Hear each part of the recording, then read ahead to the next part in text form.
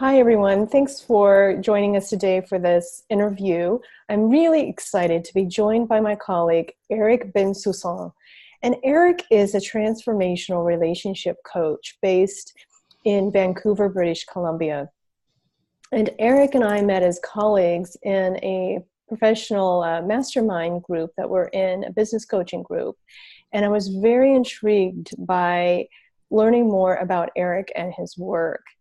And Eric is very passionate about looking at the emotional, the psychological, the scientific, and the spiritual point of view in relationship. And I was very, very drawn to also the heart of Eric's work is based on the relationship that you have with yourself is really key to the relationship you have with everyone else. And Eric works with individuals and couples in his transformational relationship coaching.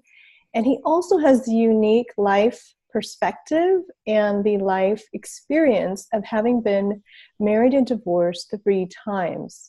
So Eric, thank you so much for joining us today. And can you tell us a little bit more about yourself and how you came to be a relationship coach? Well, thank you for inviting me for this conversation. Where do I start? I came to do this work because I have been struggling with my own relationship. That's what my gift is about. I do believe that when you go through challenges in life, there is a gift and there is an opportunity. And for me, the first gift was to get back to myself, get back to what I could say my authentic self, someone really aligned with my heart and my soul. And that's what I discovered along the way of being, yes, as you said, married 3 times and divorced 3 times. When you get married, you don't expect to divorce, but that was my experience. Mm-hmm. So going through those challenges, I had to transcend that because, I had this little voice telling me, well, there might be something wrong with you, Eric. There might be something you're failing at all the relationship. When in fact I just discovered that it was my past. It was a way from me to reconnect with myself and to reconnect with my authentic self. Mm. And that's why the core of my work is that. If I struggle in relationship before, it's because I had wounds and I had, triggers like everyone else. But I had to go through all those challenges until I would be, let's say, ready or being able to seek for another perspective in my life. And that's what gave me this passion for relationship. I mean, I've always been really passionate about relationship. And probably 8 or 9 years ago, I decided to go into the coaching business, seriously, without really knowing what coaching was about, right? But I knew I was an entrepreneur most of my life, and I knew that there was something else for me. And when I heard about coaching, I said, oh, it sounds like something that would work for me. But I had no idea what coaching was about. So when I started my journey on the coaching, I had to really discover a lot of things about myself, and I find it so powerful by the question we ask ourselves, by the tools that we use, the strategy that we use. And for probably the first time in my life, when I started coaching, I started to feel a bit of relief, and that I could have the tools and some strategies that I can use in my daily life to move forward. So yeah, that's a condense about how did I get into this this line of work. But I do believe, it's funny because when I arrived in Canada almost 5 or 6 years ago now, so I met my 3rd wife, right? And I was already in the business coaching, but I had the idea that I wanted to be a relationship coach. I was always drawn to that. And it's almost like the universe told me, okay, Eric, if you want to be a relationship coach, you can be like an average relationship coach. But what would be great for you if you want to take this challenge, you're going to go through a challenging relationship. You're going to divorce again. And then if you find the gem and the gifts in that challenge, you will be a great relationship coach. So at that time, I didn't know that. But as you go and as you move forward in your life, and you look back and you said, okay, what happened to me? I really believe that the universe sent me a message and said, yes, this is your line of work. This is what you're going to do. But first, you need to refine. You need to craft your work. And the only way to do that is to go through your own healing and your own struggle to transcend that. And once I transcended that, I felt really powerful and keen to help more people. So that's a bit of my story. That's really lovely. I'm really drawn to a couple of things having heard you just speak. So the gems and the gifts, can you speak a little more specifically to what are some of the gems and the gifts you gained through that process? That's a great question. Here's the thing. You go through life, you go through challenges, and most of the time, I mean, in my experience, at least that was the case, I was resisting about it because it made me feel so uncomfortable about myself, So I was resisting a lot. I was not accepting my feelings, not accepting how I would be like so uncomfortable in different situations of my life. I was really resisting. And when I went through the third divorce, someone told me probably the best advice in my life. It was a friend of my ex-wife. And she told me, Eric, I see you, I see how you do things, and maybe it's time for you to stop resisting and just to surrender. And when I heard that, I had no idea what it was about, but it just felt in my heart and in my soul, it just felt a big relief. And I felt, wow, this is the first person in my life that gets me. You know what I mean? But I had no idea what it was about, the surrendering process, and stop resisting about that. But it stayed with me. It's almost like she planted a seed, and I was ready for that seed to grow. And so when I went through that third divorce, at the beginning I had the same dialogue that I had in the past. What's wrong with me? There is, maybe I don't deserve that. Maybe I'm not worthy to love, blah, blah, blah. And I remember that seed that she planted in me, this person. And I felt, wow, what if there is nothing wrong with me? What if this is just my past? And what if I need to learn something about that? And deep down, I knew that there was something else for me. I just didn't know and couldn't see what it was, but I started to believe in that. And I had the faith that there was something else. So instead of resisting and instead of blaming myself and judging myself, I started to have more compassion for myself and say, okay, Eric, it's going to be okay. I don't know how long it's going to take, but just go through that. And the surrendering process, it's really a gem, because when you really surrender, you're in the present moment and you feel what you have to feel, whether it's something nice or very uncomfortable, like hurt, like pain, like sadness, when you go through that and you accept that you can feel that, it makes it easier. It's almost like you go through that process. And on the other side of that process, because you make it easy, because you accept that you have to go through that process, on the other side of that, there is love. There is compassion, there is love, there is understanding, there is forgiveness, there is everything that you kind of have an idea about, but you don't really get it. And when you allow yourself to go through all those things that you have to go through, then that's the gem that comes to you, the gratitude, the love. You start to feel, for me, it was a huge relief in my life, a huge relief in my life. And for probably the first time in my life, I felt some freedom. Some freedom. So if I can go through that, if I can go through the pain and through the hurt, and I'm able to face myself, in a very vulnerable way, but also a very compassionate way, well, then I'm ready for life. I'm ready for anything else that life will bring to me. So it's almost like the gift is life is not against you, but life is on your side, has your back. But you have to allow a space for that, because if we resist, then there is no space for healing and there is no space for growth.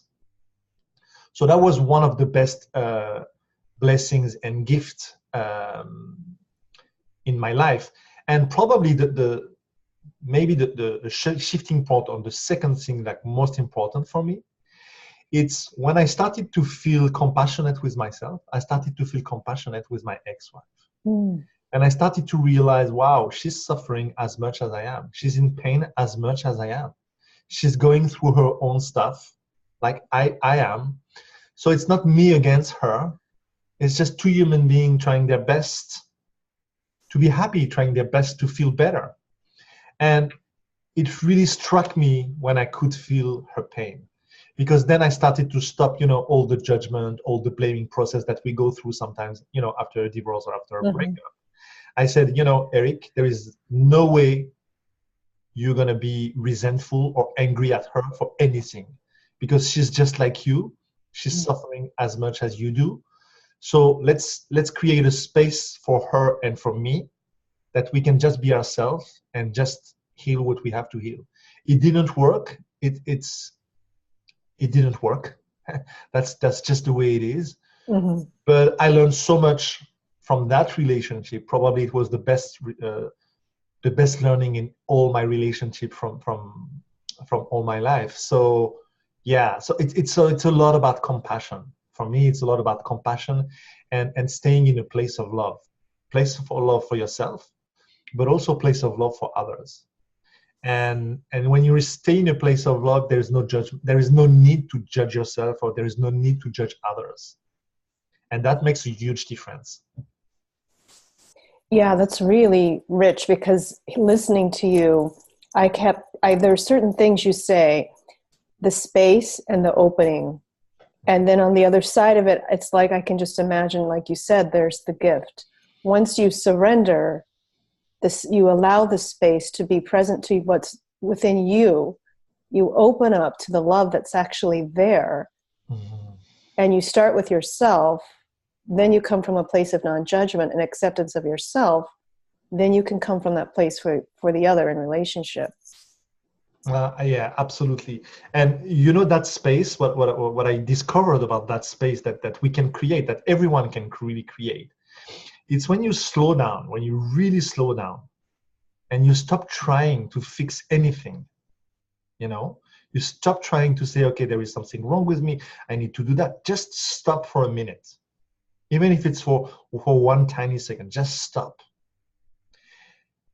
And when you do that, and when you have that space around you, that spaciousness, then you can start to feel this love. You can start to feel this peace.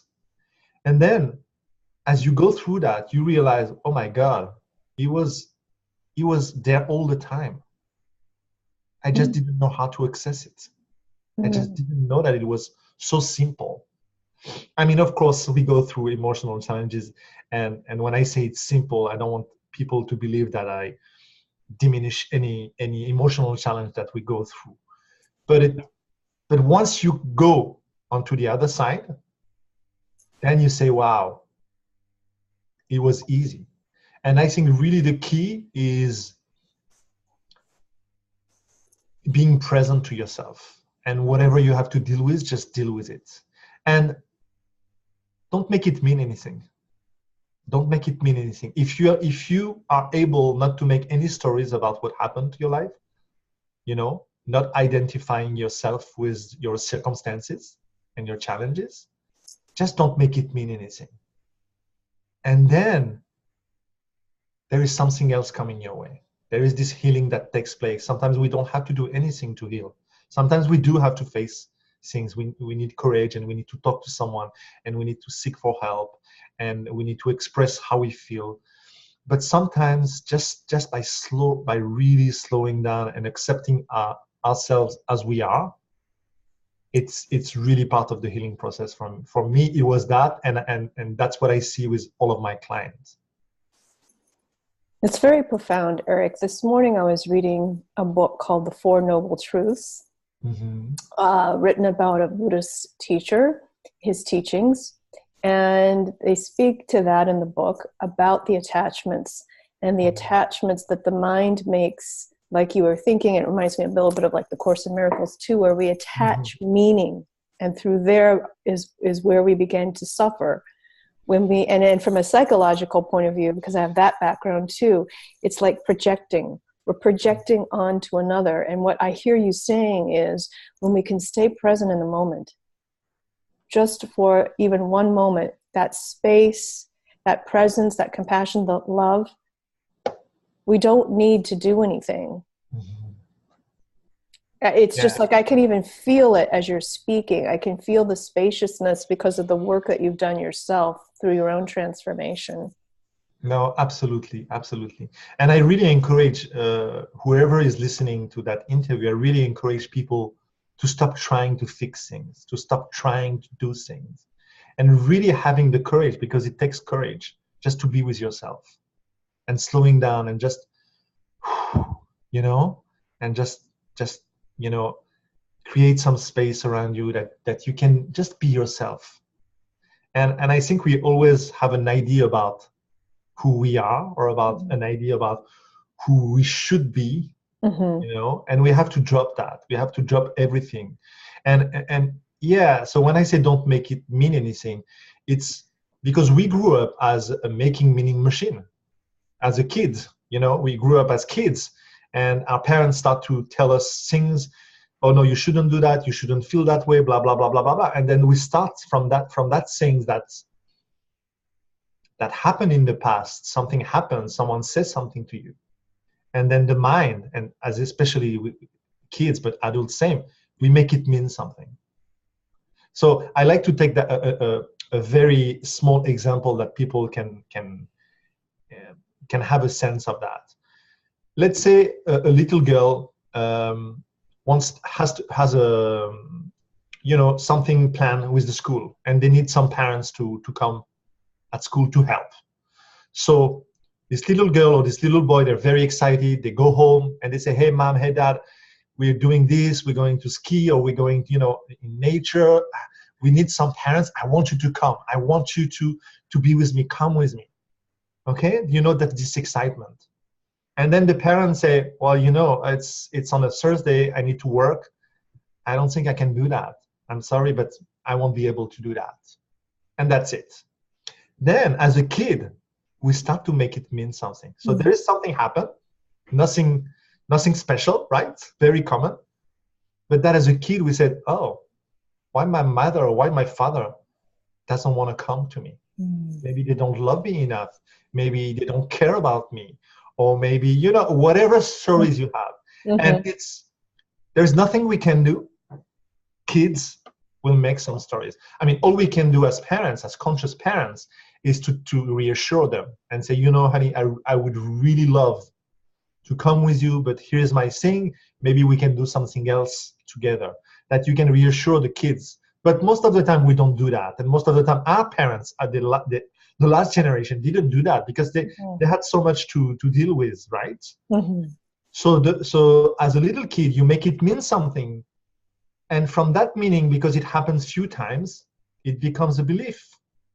And then from that place, you make decision. So probably one kid would say, well, I will shut down. I will never ask anything again to my parents because I don't want to feel disappointed. Some kids will be rebellious, for example, right? And they will fight, and they will start to tease their parents and create a friction. So there are so many ways you can kids can do that. But then the decision that we took in that moment where we make it mean something, where we make it mean something, sorry, then you carry that all your life.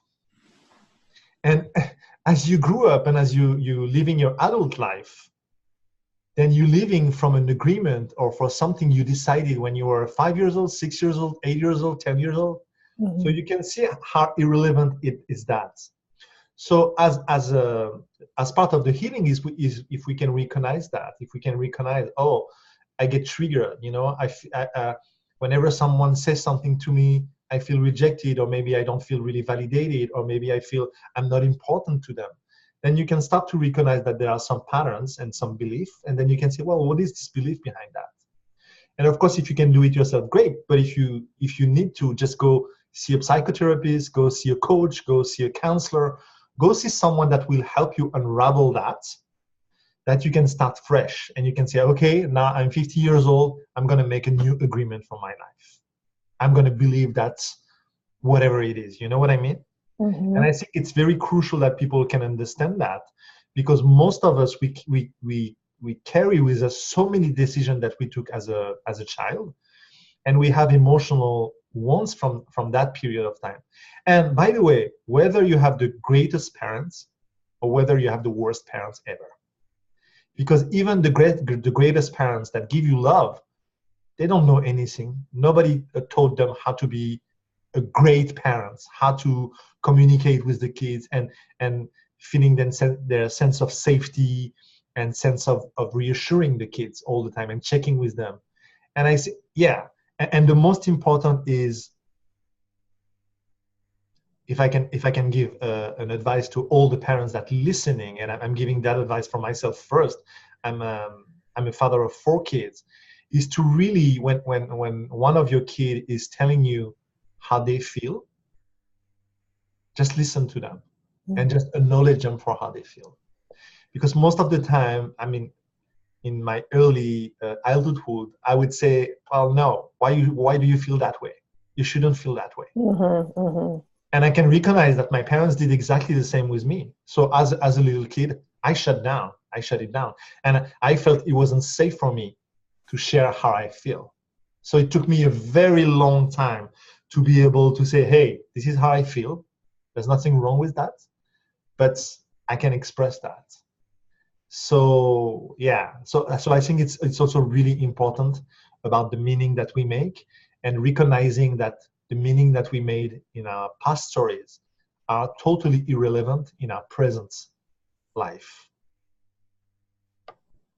You've answered a lot of questions, Eric. One of my questions that I was going to ask is, what do we do in relationship when we feel triggered by someone else? And you were answering that in this. And there's so much going on in my mind. This is such a rich conversation. It could be even so much longer than it's probably going to be. But I think about, on one hand, we go, I've been in couples counseling myself with a traditional therapist. And part of that is really being present to the feelings, the emotions of the other without labeling, projecting, deciding what that is. It's just being present to the feelings and the emotion from a compassionate place of what's going on with that person. Mm-hmm. Regardless of what they're saying or doing, notice the facial expressions, notice what's going on with the eye, that presence. Because a lot of what I see and hear, in my own life, thinking about my own relationship and myself, and what I'm hearing you talk about is, so much can be healed and so much can be dealt with in relationship when we have struggle and pain and conflict, if we're just present to another. Mm. Because there's a lot of triggers that happen, like you said, from past story of things, no blame or anything like that, but places where we didn't get met and seen and held, right? And then we layer that in our relationship, whether it's with children, spouses, friends, coworkers, what doesn't really matter. It could be any relationship. And really what's underneath that is where did we not get met and seen and held and loved and compassion, right? No, absolutely. I love what you just said. And we have done many conversations, you and I, around that topic. And I think I was hearing you talking about the space that you could create for the other person. Mm-hmm. But in my opinion, you could only do that because you decided to take responsibility first for how you felt. Yes. So you created your own space where, okay, if I feel triggered, like you said, I feel triggered, or I feel upset, whatever the situation is, I create a space where I feel responsible for how I feel. Nobody has a power to make me feel bad, good, or whatever. I take responsibility. If I feel that way, it's about myself. If I get triggered, it's because it's triggering. It's not it has nothing to do with the situation in the present moment. It has everything to do to a situation that comes from the past. So you taking responsibility for that, you allow yourself to be in a space where you're okay with your trigger. You're okay with how you feel. And as you start to expand and to create the spaciousness for yourself, you are able to create the same for your partner. And maybe one thing that I can say, because most of the time when couples come to see me, there's always one person saying, but I am doing all the work and he doesn't do anything, or vice versa. You know what I mean? Mm-hmm. But when you do that, and I'm assuming that's what you did for yourself, Janet. Yes. You also allow your husband to say, oh, wow, if she's able to do that for herself and she's okay to do that with me, maybe I'm able also to do that, and it's safe for me to do that. So maybe I can be a little bit more vulnerable with my wife or with my partner. And so by you taking responsibility and going after what you needed and creating this space, you allow your partners to create the space. So sometimes just by growing ourselves, we inspire others, and especially our partners, to do the same. And we allow them to be themselves and allow them to go through their own challenges and own triggers. You know what I mean? And I think it's critical in relationship, because when we can create a relationship where there is this space, for me, it's what I call a sacred space. Mm. Because this is a space, as you said, where we can be seen, we can be heard. It's almost it's a space where we don't have to say anything. You know what I mean? We don't, if our partners wants to share something and wants to be in that space, we just need to be there and say, hey, I'm here for you. I hear you. I see you. And in the back of your head, you can say, I might don't understand what you're going through, but it doesn't matter. I acknowledge how you feel, and I acknowledge the right for you to be in that space. You know what I mean? Yes, I do. Lot of difference. That's really the foundation, isn't it? It's not always easy to do. No. I still make a lot of mistakes myself.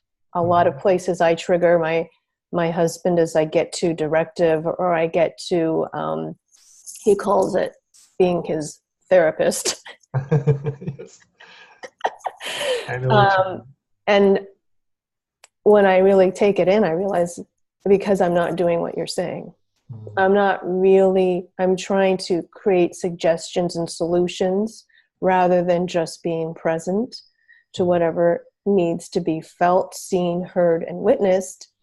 And really what I hear you saying is, by creating that spaciousness, it's really about trust. When we feel safe, that we're not going to be judged, labeled, told what to do, what we should feel, shouldn't feel.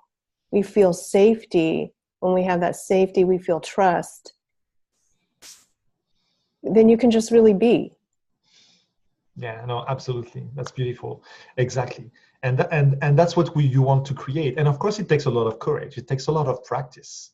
Yes. I mean, it doesn't happen overnight, you know? No. It takes a lot of practice, but through that practice, be really compassionate with yourself and really compassionate with your partner. And you know, there's one thing I always tell to couples that when they come to see me is, try to be on the same page about a direction in life, you know, and try to really remember what was the source of your attraction to each other. What was the love that you had felt at some point, and something that you really loved about your partner. And if you can only focus on that, and even when you get upset and when you get triggered, if you can go back to that place of the source, then you relax, you know. But if you have to practice it, if you don't practice it, of course, we're just human. So we make mistakes, and we get triggered, and we get upset, and we get resentment, and we get resentful, and we get angry, and we get frustrated, and the whole spectrum of emotions. And then it's almost like we need to put it on the other person because it's too heavy for us. right? Whether you're right or not, it's not about being right or wrong, you know. It's just, and I'm not talking about abusing relationship and stuff like that, but let's say really most common relationship, of course. And probably one other thing that I would add with that, because this is a really common question that I always have, it's about boundaries. I think we grew up not knowing how to set boundaries. And setting boundaries is really about who we are. It's really about how we feel. You know, if you want to know what your boundaries are, just get in touch with your feelings. Because if you say something to me and if I feel it doesn't feel right for me, okay, either there is a boundary crossed or either there is a boundary that never has been set. And you can feel the anger at the same time. But if you allow that to be, then you can say, hey, here's what I discover about myself, and here's what I would like you to do, or what I would like us to create together. So you can see your boundaries and really align your boundaries and the boundaries of your partners.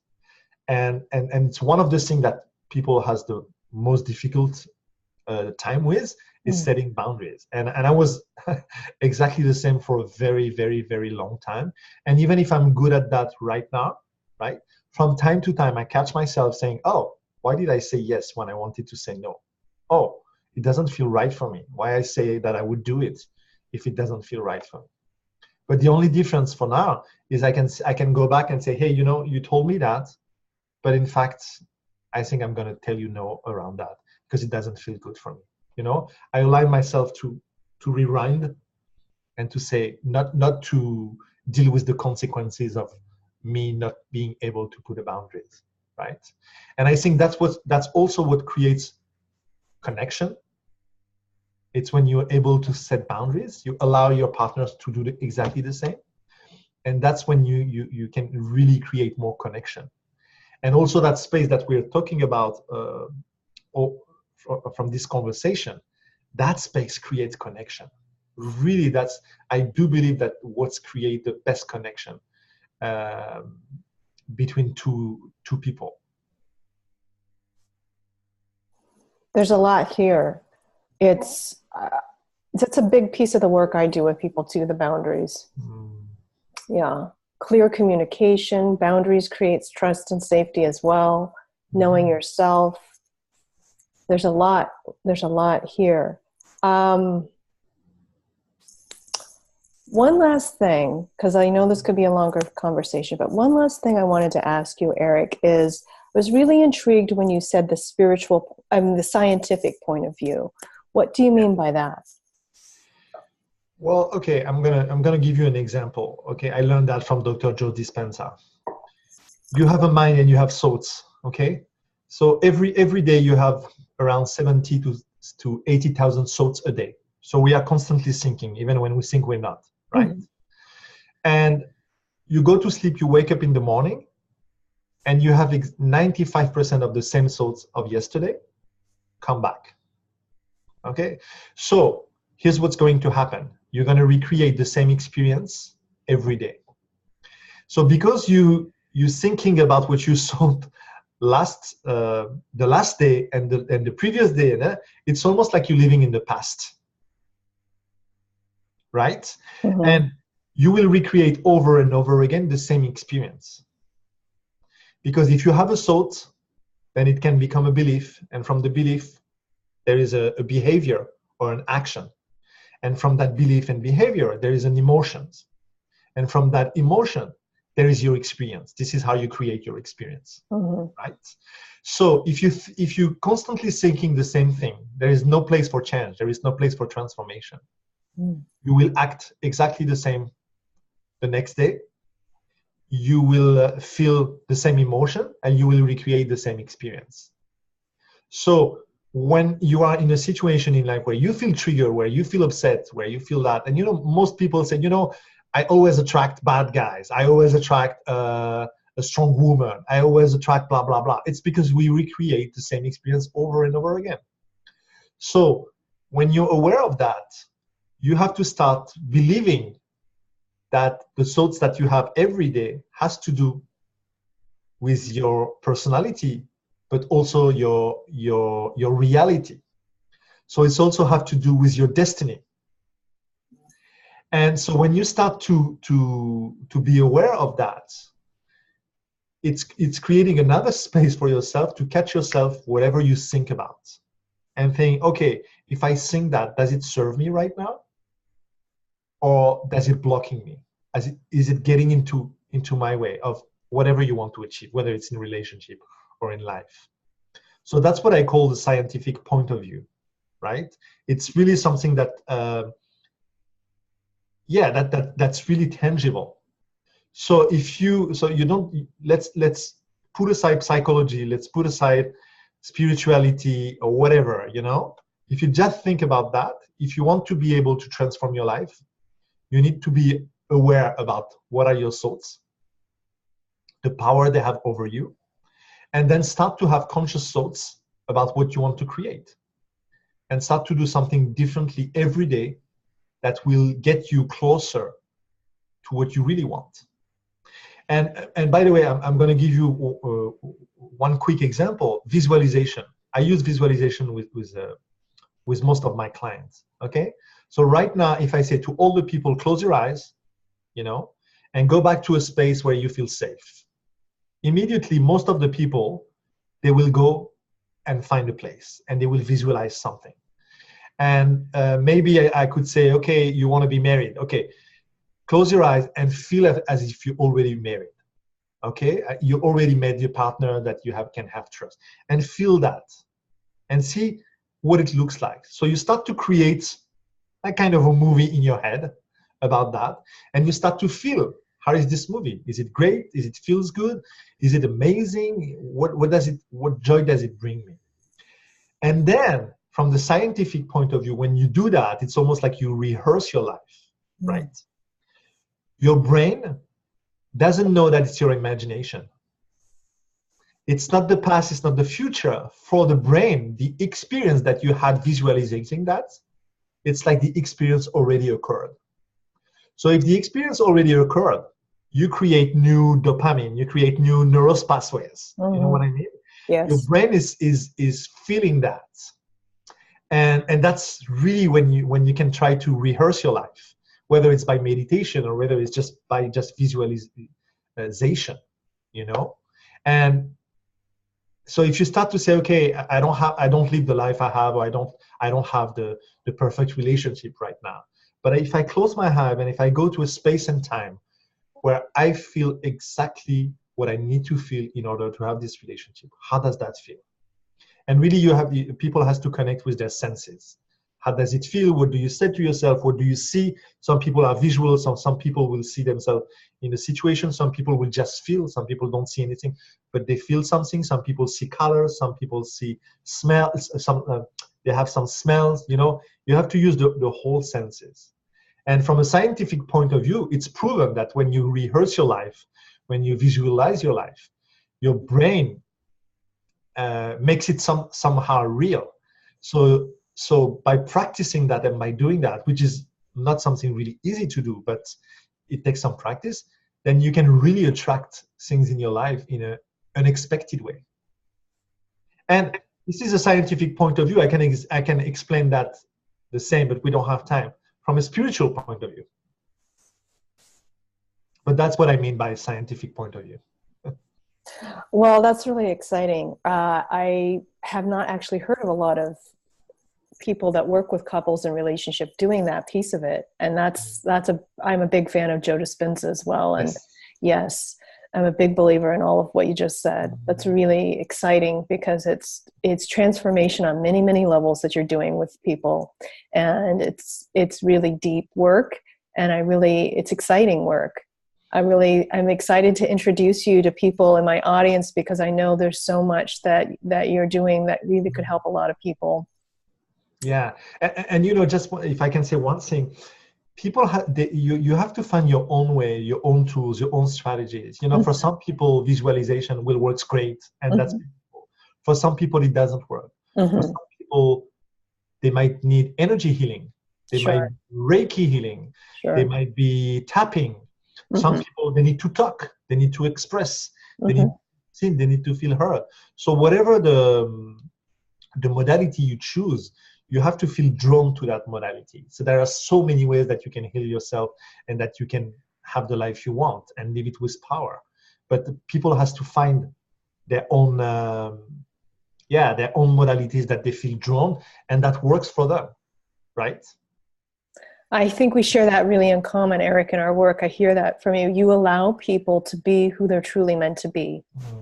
And when they really can know and understand who they really truly are, that really opens them up to deeper relationship with themselves and then the relationship they're really ideally wanting with another.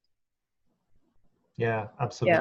Yeah. And I can see that alone is very sacred, very spiritual. Well, we could have another conversation at another time. I want to thank you so much today, Eric. This is a wonderful conversation. There's so much that you're doing with people that has so much implications for improving the relationship, improving really their goals, their desires, not just relationship, but so much. So thank you so much for this conversation today. I really enjoyed it. And look forward to... It was my pleasure. Thank you. Oh yeah, look forward to introducing you to the people that I work with or that I'm speaking with on my Facebook page and YouTube. Thank you so much, Eric. Thank you. All right, bye-bye.